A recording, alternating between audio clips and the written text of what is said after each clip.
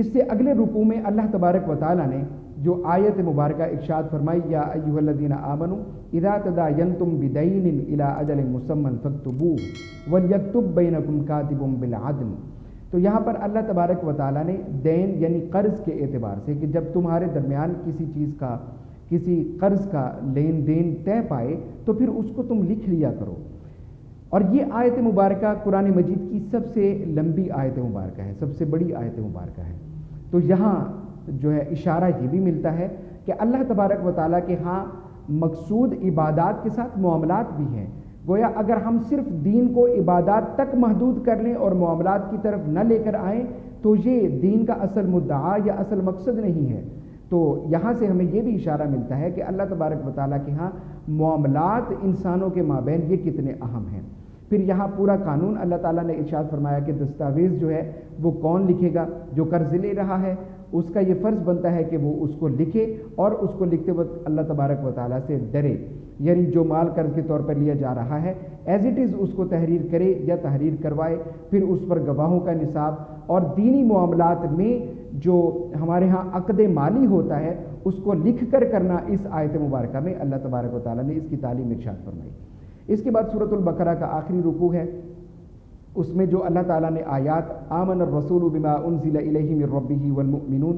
کل آمن باللہ وملائکتہ وکتبہ ورسلہ لا نفرق بین احد من رسلہ وقالوا سمعنا واطعنا غفرانک ربنا والیک المصیر. اور اس کے بعد والی آیت تو اللہ تبارک و تعالیٰ نے ان آیات بینات کو خاص طور پر تحفے کے طور پہ نبی کریم صلی اللہ علیہ وسلم کو عطا فرمایا. آپ صلی اللہ علیہ وسلم کا ارشاد گرامی ہے، اس کا مفہوم ہے کہ مجھ سے پہلے کسی نبی کو بھی یہ آیات نہیں دی گئیں. تو گویا صبح اور شام میں ان آیات کا تلاوت کرنا یہ اللہ تبارک و تعالیٰ کے ہاں نہایت مقبول ہے. اور جب سیدنا جبریل امین علیہ السلام نے ان آیات بینات کی تلاوت کی تو احادیث مبارکہ میں ہمیں یہ ملتا ہے کہ نبی اکرم صلی اللہ علیہ وآلہ وسلم نے ان آیات مبارکہ کے اختتام پر آمین فرمایا.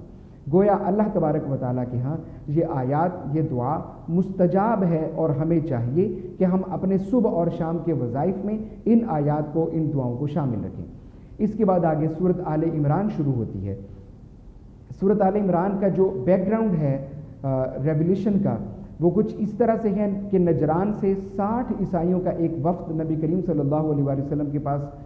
حاضر ہوا اور سیدنا عیسیٰ علیہ السلام کے متعلق انہوں نے مناظرہ کیا. اور ان 60 عیسائیوں کے وفد میں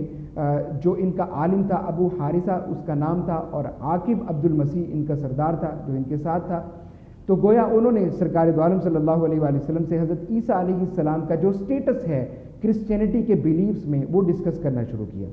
اس میں کوئی شک نہیں کہ کرسچینٹی کے بیسک بیلیفز کو اگر آج دیکھا جائے تو سیدنا عیسیٰ علیہ السلام کا سٹیٹس اس کے حوالے سے کرسچینٹی میں کوئی کلیئرٹی نہیں پائی جاتی. کبھی کہا جاتا ہے کہ یہ سیدنا عیسیٰ علیہ السلام اللہ تبارک و تعالیٰ کے بندے ہیں، کبھی کہا جاتا ہے کہ رسول ہیں، کبھی کہا جاتا ہے کہ یہ اللہ ہی کی صفت کلام بھی ہے، کبھی کہا جاتا ہے کہ یہ حضرت عیسیٰ علیہ السلام اللہ تبارک و تعالیٰ کے بیٹے ہیں الیاذ باللہ. تو کوئی کنسیپچول کلیئرٹی سیدنا عیسیٰ علیہ السلام کے سٹیٹس کے اعتبار سے یہ آج بھی ہمیں بائبلک ورسز میں اس میں کنٹرڈکشن ملتی ہے. تو سیدنا عیسیٰ علیہ السلام کے متعلق جب گفتگو کرنا انہوں نے شروع کی عیسائیوں نے سرکار دو عالم صلی اللہ علیہ وآلہ وسلم سے، تو آپ صلی اللہ علیہ وآلہ وسلم پر اللہ تبارک و تعالیٰ نے سورۃ آل عمران نازل فرمائی. آل عمران کی وجہ تسمیہ یہ ہے کہ عمران یہ سیدتنا مریم سلام اللہ تعالیٰ علیہا کے والد کا نام ہے اور عمران کی جو بیوی تھیں یہ حضرت سلیمان علیہ السلام کی اولاد سے تھیں. تو اللہ تبارک و تعالیٰ نے آل عمران یعنی حضرت مریم سلام اللہ تعالیٰ علیہا، پھر حضرت مریم سلام اللہ تعالیٰ علیہا کی خالہ جو کہ حضرت زکریا علیہ السلام کے نکاح میں تھی، پھر ان کے بطن سے پیدا ہونے والے سیدنا یحییٰ علیہ السلام، سیدنا زکریا کا ذکر، سیدنا یحییٰ کا ذکر، سیدنا عیسیٰ علیہ السلام اور سیدتنا مریم سلام اللہ تعالیٰ علیہا آپ کا ذکر. اللہ تبارک و تعالیٰ نے ان سب نفوس قدسیہ کا یہاں پر ذکر فرمایا اور اسی مناسبت سے اس کا نام آل عمران رکھا. اور ان کا ذکر کرنے کے بعد ایک بیسک بیلیفز میں کنسیپچول کلیئرٹی دے دی اللہ تبارک و تعالیٰ نے کہ تھیولوجیکل تھاٹس میں جو تمہیں مسکنسیپشن ہے یا ایمبیگوٹیز جو تم نے کریٹ کر رکھی ہیں ان کی طرف جانے کی بجائے اللہ تبارک و تعالیٰ نے سیدنا عیسیٰ علیہ السلام کو جو ان ٹرو سینس جو سٹیٹس دیا تھا اس کو مانو اور اسی پر جو ہے وہ یقین رکھو. گویا پہلے رکوع میں اللہ تبارک و تعالیٰ نے قرآن مجید کی آیات کے متعلق ارشاد فرمایا کہ قرآن مجید کی کچھ آیات متشابہات ہیں اور کچھ محکمات ہیں۔ پھر آخر میں اس رکوع کے آخر میں اللہ تعالیٰ نے نہایت ہی عمدہ دعا ارشاد فرمائی، ہمیں تعلیم فرمائی کہ یوں دعا مانگو کہ ربنا لا تزغ قلوبنا بعد اذ ہدیتنا وہب لنا من لدنک رحمہ انک انت الوہاب۔ اے باری تعالیٰ، جب ہدایت ہمیں مل جائے تو ہدایت کے مل جانے کے بعد ہمارے دلوں کو ٹیڑھا مت کرنا، اور ہمیں یہ دعا اللہ تبارک و تعالیٰ سے مانگنی چاہیے۔ اس سے اگلے رکوع میں اللہ تبارک و تعالیٰ نے ارشاد فرمایا ان الدین عند اللہ الاسلام، بے شک اللہ تبارک و تعالیٰ کے ہاں جو مقبول دین ہے وہ اسلام ہی ہے، اور سیدنا آدم علیہ السلام سے لے کر سرکار دو عالم صلی اللہ علیہ وآلہ وسلم تک تمام انبیاء کرام علیہ السلام کا دین جو ہے وہ اسلام ہے۔ گویا وننس آف اللہ سبحانہ و تعالیٰ یعنی توحید باری تعالیٰ، اس پر یقین رکھنا، رسالت اور آخرت پر یقین رکھنا، اور اپنے وقت کے نبی کے لیجسلیشن کو فالو کرنا، یہ دین اسلام کی بنیاد ہے۔ تو آج کے وقت میں چونکہ لیجسلیشن سرکار دو عالم صلی اللہ علیہ وآلہ وسلم کا ہے اور اس نے سابقہ تمام لیجسلیشنز کو ایبروگیٹ کر دیا ہے، تو اب تا قیام قیامت بیسک جو 3 بلیفز ہیں ان کے ساتھ نبی اکرم صلی اللہ علیہ وآلہ وسلم کی شریعت پر عمل پیرا ہونا یہ نجات کا کرائٹیریا ہے۔ اس کے بعد اگلے رکوع میں اللہ تبارک و تعالیٰ نے ارشاد فرمایا ان الذین یکفرون بآیات اللہ ویقتلون النبیین بغیر حق، کہ اللہ تعالیٰ نے یہود کی ایک عادت کو یہاں پر ارشاد فرمایا کہ ان کی ایک عادت یہ بھی تھی کہ یہ انبیاء کرام علیہ السلام کا ناحق قتل کر دیا کرتے تھے، اور انبیاء کو قتل کیا کرتے تھے۔ حضرت ابو عبیدہ رضی اللہ تعالیٰ عنہ آپ فرماتے ہیں کہ نبی کریم صلی اللہ علیہ وسلم سے ہم نے پوچھا، دریافت کیا کہ سرکار دو عالم صلی اللہ علیہ وسلم سب سے دردناک عذاب بروز قیامت کن کے لیے ہوگا؟ تو آپ صلی اللہ علیہ وسلم کی حدیث پاک کا مفہوم ہے، آپ نے ارشاد فرمایا کہ سب سے دردناک عذاب ان لوگوں کے لیے تیار کیا جائے گا کہ جو لوگ انبیاء کرام علیہ السلام کا ناحق قتل کرتے رہے۔ اس کے بعد آگے اللہ تعالیٰ نے ارشاد فرمایا قل اللہم مالک الملک تؤتی الملک من تشاء وتنزع الملک ممن تشاء وتعز من تشاء وتذل من تشاء۔ اللہ تبارک و تعالیٰ نے ارشاد فرمایا کہ حقیقی مالک اللہ تبارک و تعالیٰ ہی ہے، قادر مطلق واجب الوجود وہی ہے، عزتیں دینے والا وہی ہے، ذلت دینے والا وہی ہے۔ اگر کوئی شخص یہ سمجھے کہ یہ میں نے اسباب اپنی جگہ موجود ہیں، اس میں کوئی شک نہیں، لیکن اسباب ہی کو بنیاد سمجھ لینا کہ میرے پاس جو کچھ ہے محض اسی چیز کے سبب ہے، یہ غلط ہے۔ جو کچھ ہے وہ اللہ تبارک و تعالیٰ کے فضل سے ہے، کسب کرنا یہ اسباب میں شامل ضرور ہے، لیکن اللہ تبارک و تعالیٰ قادر مطلق اور واجب الوجود ہے۔ جب تک وہ نہ چاہے کہ فلاں چیز فلاں کو مل جائے تب تک وہ چیز اسے نہیں مل سکتی، جب تک وہ نہ چاہے کہ فلاں معزز ہو جائے تب تک کوئی معزز نہیں ہو سکتا، اور جب تک وہ نہ چاہے کہ فلاں ذلیل ہو جائے تب تک کوئی ذلیل نہیں ہو سکتا۔ تو ہمارے ہاں ساس بہو کے جھگڑے پائے جاتے ہیں، ایک دوسرے کو ذلت اور رسوائی کی طرف دھکیلنے کی کوششیں کی جاتی ہیں۔ اس کے علاوہ ہم نے فی زماننا دیکھا ہے کہ بہت ساری کوششوں سے انسان ایک دوسرے کو ذلیل کرنے کی کوشش کرتے ہیں، لیکن یہ بات بھول جاتے ہیں کہ عزت اور ذلت دینے والا دراصل وہ واجب الوجود قادر مطلق اللہ تبارک و تعالیٰ ہی ہے۔ جب تک وہ نہ چاہے ہم کسی کو ذلت نہیں دے سکتے، اور جب تک وہ نہ چاہے ہم زمانے میں معزز بھی نہیں ہو سکتے۔ اس کے بعد اگلے رکوع میں اللہ تبارک و تعالیٰ نے پہلی ہی آیت میں ارشاد فرمایا کہ قل ان کنتم تحبون اللہ فاتبعونی یحببکم اللہ۔ اے نبی کریم صلی اللہ علیہ وسلم آپ ارشاد فرما دیجئے کہ اگر تم چاہتے ہو کہ اللہ تبارک و تعالیٰ تمہارے ساتھ محبت فرمائے تو پھر میری اتباع کرو، مجھے فالو کرو، یعنی نبی کریم صلی اللہ علیہ وسلم کے طریقے کو فالو کرنا یہ اللہ تبارک و تعالیٰ کی محبت کے حصول کا سبب بن جاتا ہے۔ تو یہاں پر کفار کے حوالے سے مفسرین کرام نے لکھا ہے، مشرکین خاص طور پر وہ یہ کنسیڈر کیا کرتے تھے کہ ہم جو بتوں کی عبادت کرتے ہیں تو بتوں کی عبادت ہم اس لیے کرتے ہیں کہ ان کی عبادت کرنے سے اللہ تبارک و تعالیٰ کا قرب حاصل ہوتا ہے، یعنی تقرب الی اللہ کی وجہ سے یہ بتوں کی عبادت کرتے ہیں۔ تو اللہ تبارک و تعالیٰ نے ارشاد فرمایا کہ جو اصل طریقہ ہے، اب دیکھیں تقرب الی اللہ کی نیت رکھنا ڈیفینیٹلی یہ ایک بہت اچھا امر ہے، لیکن دراصل طریقہ صحیح نہیں ہے۔ تو طریقہ نبی کریم صلی اللہ علیہ وآلہ وسلم ہی کا عند اللہ مقبول ہے، گویا جو طریقہ سنت سے ثابت ہے وہی طریقہ اللہ تبارک و تعالیٰ کے ہاں مقبول ہے۔ اس کے بعد آگے اللہ تبارک و تعالیٰ نے آل عمران کا ذکر فرمایا۔ حضرت سیدتنا مریم سلام اللہ تعالیٰ علیہ کی والدہ نے نظر مانی کہ اگر میرے ہاں بیٹا پیدا ہوگا تو میں بیت المقدس کی خدمت کے لیے اس کو وقف کر دوں گی۔ جبکہ بیٹی پیدا ہوئی سیدتنا مریم سلام اللہ تعالیٰ علیہا، تو حضرت مریم سلام اللہ تعالیٰ علیہا کے بطن سے پھر بن باپ کے اللہ تبارک و تعالیٰ نے اپنی نشانی کے طور پر سیدنا عیسیٰ علیہ السلام کو پیدا فرمایا۔ اور یہاں پر سیدنا زکریا علیہ السلام کو بڑھاپے میں اولاد دینے کا بھی ذکر فرمایا کہ حضرت یحییٰ علیہ السلام ان کو بڑھاپے میں اللہ تعالیٰ نے عطا فرمائے، اور حضرت سیدتنا مریم سلام اللہ تعالیٰ علیہ حضرت زکریا کی زیر کفالت ہوا کرتی تھی۔ جب بھی انہوں نے حضرت زکریا نے حضرت مریم سلام اللہ تعالیٰ علیہ کے پاس جانا تو دیکھنا کہ ان کے پاس طرح طرح کا رزق موجود ہے، پھل موجود ہیں، ثمرات موجود ہیں۔ جب انہوں نے پوچھا کہ یہ کہاں سے ہے تو انہوں نے آگے سے جواب دیا حضرت مریم نے کہ یہ اللہ تبارک و تعالیٰ کی طرف سے مجھے رزق ملتا ہے، ان اللہ یرزق من یشاء بغیر حساب، بے شک اللہ تبارک و تعالیٰ جس کو چاہے بغیر حساب رزق عطا فرما دیتا ہے۔ پھر اگلے رکوع میں حضرت مریم سلام اللہ تعالیٰ علیہ آپ کی پاکیزگی کو ارشاد فرمایا۔ یہاں پر ایک چیز جو ہے وہ ذہن میں رکھیے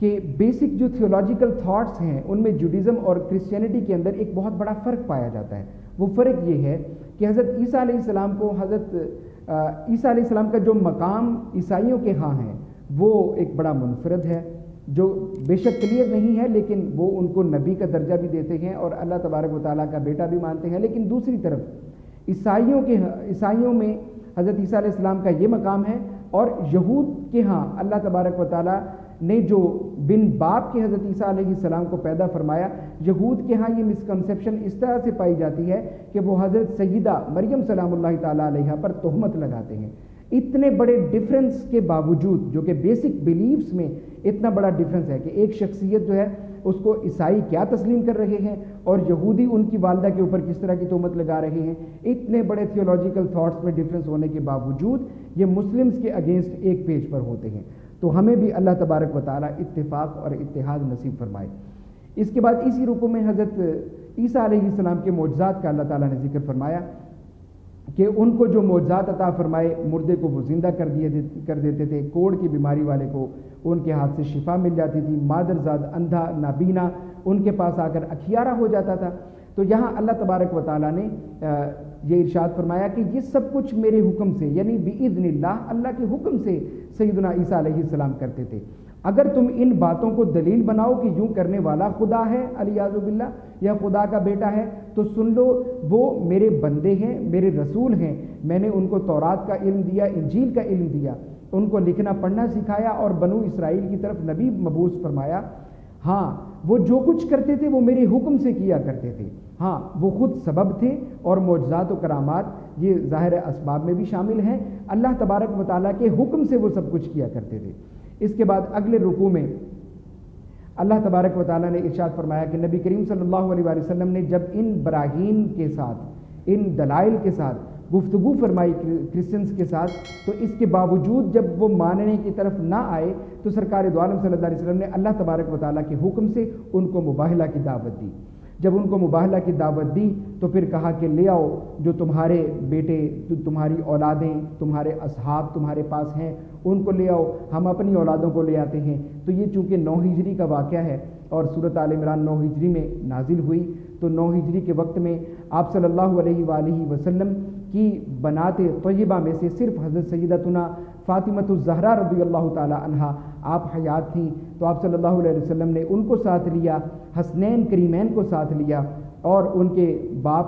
سیدنا علی کرم اللہ وجہ الکریم آپ کو ساتھ لیا۔ جب یہ نفوس قدسیہ آپ صلی اللہ علیہ وآلہ وسلم کے ساتھ چل پڑے، مباہلہ کے لیے گئے، تو ان کا عیسائیوں کا سردار اسقف وہاں موجود تھا۔ اس نے کہا کہ بخدا میں ایسے چہرے دیکھ رہا ہوں کہ اگر یہ اللہ تبارک و تعالیٰ سے دعا کریں کہ پہاڑ کو اپنی جگہ سے ہلا دیا جائے تو اللہ تبارک و تعالیٰ ان کی اس دعا کو بھی قبول کرے گا، تو تم اگر ان سے بد دعا لے لو گے تو قیامت تک کے لیے اس روئے زمین پر کوئی عیسائی نہیں بچے گا۔ گویا مباہلہ کی طرف وہ نہ آئے اور آخر کار انہوں نے جزیہ دے کر اسلامک اسٹیٹ کے اندر رہنا اس کو قبول کیا۔ اس کے بعد اگلے رکوع میں اللہ تبارک و تعالیٰ نے ارشاد فرمایا کہ اے نبی صلی اللہ علیہ وسلم آپ اہل کتاب سے یوں ارشاد فرمائیے، قل یا اہل الکتاب تعالوا الی کلمۃ سواء بیننا و بینکم، کہ آؤ اس کلمہ پر سب سے پہلے آتے ہیں جو آپ کے اور ہمارے درمیان کامن ہے۔ تو یہاں اللہ تبارک و تعالیٰ نے اختلاف کا بھی ہمیں ایک اصول ارشاد فرمایا کہ جب تمہارے مابین اختلاف ہو جائے، ڈیفینیٹلی جو ڈفرینس ان اوپینین ہے وہ ایگزسٹ کرتا ہے اس دنیا میں، جب بھی کبھی اختلاف رائے ہو جائے تو اختلاف رائے میں جہاں کامن کنسنسس ہو اس کو بیان کرتے ہوئے اگر آگے چلا جائے تو پھر جو ہے وہ اتفاق اور اتحاد کی راہیں ہموار ہو جاتی ہیں۔ آج بادل نخواستہ پاکستان کی صورتحال کچھ ایسی ہے کہ جہاں فرقہ واریت کو دوبارہ ہوا دی جا رہی ہے، تو اس فرقہ واریت میں ہم جہاں اختلافات کو بیان کرتے ہیں، اختلافات کی بجائے اسی قرآنی اصول کے تحت ہمیں اپنے درمیان اتنی ساری کامن چیزیں ہیں، ہمارا خدا ایک ہے، رسول ایک ہیں اور کتاب ایک ہے، اور اس کے بعد ہم اگر اسلام کو دیکھیں تو اسلام کے بہت سارے معاملات کے اندر، فقہ کے بہت سارے معاملات کے اندر ہمارے درمیان کنسنسس پایا جاتا ہے، تو جو کامن چیزیں ہیں ہم ان کو کیوں نہ ڈسکس کریں، چاہے کہ ہم اختلافات کو ہی بیان کریں اور اختلافات کو ہوا دیں۔ اللہ تبارک و تعالیٰ اس قرآنی اصول پر ہمیں عمل پیرا ہونے کی توفیق عطا فرمائے۔ اس کے بعد اللہ تعالیٰ نے ارشاد فرمایا کہ یہود و نصارہ جو اپنے باطل نظریات کو حضرت سیدنا ابراہیم علیہ السلام کی طرف منسوب کرتے ہیں اور پھر یوں کہتے ہیں کہ حضرت ابراہیم علیہ السلام آپ بھی یہود تھے، نصرانی تھے، یعنی انہی عقائد کے پیروکار تھے، علیاذ باللہ، تو اللہ تبارک و تعالیٰ نے ارشاد فرمایا ما کان ابراہیم یہودیا ولا نصرانیا ولکن کان حنیفا مسلما، کہ سیدنا ابراہیم علیہ السلام آپ کے جو یہ باطل نظریات ہیں ان نظریات سے وہ بالکل پاک ہیں، بلکہ وہ اللہ تبارک و تعالیٰ کے بندے اور وحدانیت الہی پر نہ صرف یقین رکھنے والے بلکہ اس کا پرچار کرنے والے ہیں اور اللہ تبارک و تعالیٰ کے سامنے اپنا سر تسلیم خم کر دینے والے ہیں۔ آخری رکوع میں اللہ تبارک و تعالیٰ نے سرکار دو عالم صلی اللہ علیہ وسلم کی ختم نبوت کا ارشاد فرمایا۔ آپ صلی اللہ علیہ وسلم کی ختم نبوت اور رسالت کے متعلق جو انبیاء سے اللہ تعالیٰ نے میثاق لیا، اس میثاق کا، اس وعدے کا اللہ تعالیٰ نے ذکر فرمایا۔ لب لباب یہ ہے کہ اللہ تبارک و تعالیٰ نے انبیاء کرام علیہ السلام سے عالم ارواح میں میثاق لیا کہ اے گروہ انبیاء، جب تم دنیا میں موجود ہو اور تمہیں نبوت سے سرفراز بھی کیا جائے، کتاب بھی عطا فرمائی جائے اور شریعت بھی دی جائے، لیکن تمہاری موجودگی میں اگر میرے نبی صلی اللہ علیہ وآلہ وسلم تشریف لے آئیں تو تم پر یہ فرض ہے کہ پھر تم ان کی اتباع کرنا اور ان کی شریعت مطہرہ کے مطابق اپنی زندگی بسر کرنا۔ تو یہ بات بالکل ختم نبوت پر دلالت کرتی ہے کہ جب کسی نبی کی موجودگی میں سرکار دو عالم صلی اللہ علیہ وآلہ وسلم تشریف لے آئیں تو ان نبی علیہ السلام کو نبی کریم صلی اللہ تعالیٰ علیہ وآلہ وسلم کی نبوت اور آپ کی رسالت اور آپ کی شریعت پر ایمان لانا ان کے لیے ضروری ہے، اور پھر آپ صلی اللہ علیہ وسلم کی نصرت کرنا تبلیغ دین میں یہ ان کے لیے ضروری ہے۔ تو پھر یہ کیسے پاسبل ہے کہ نبی کریم صلی اللہ علیہ وآلہ وسلم کی تشریف آوری کے بعد کسی نبی کے آنے کا کانسیپٹ عند اللہ پایا جائے؟ تو ہمیں اللہ تبارک و تعالیٰ سے دعا کرنی چاہیے کہ اللہ تبارک و تعالیٰ ہمیں دین کا، قرآن مجید کا صحیح فہم نصیب فرمائے اور اللہ تبارک و تعالیٰ کے احکامات کو پڑھ کر سن کر ان پر عمل پیرا ہونے کی توفیق عطا فرمائے۔ آمین بجاہ النبی الکریم صلی اللہ علیہ وآلہ وسلم، وما علینا الا البلاغ المبین۔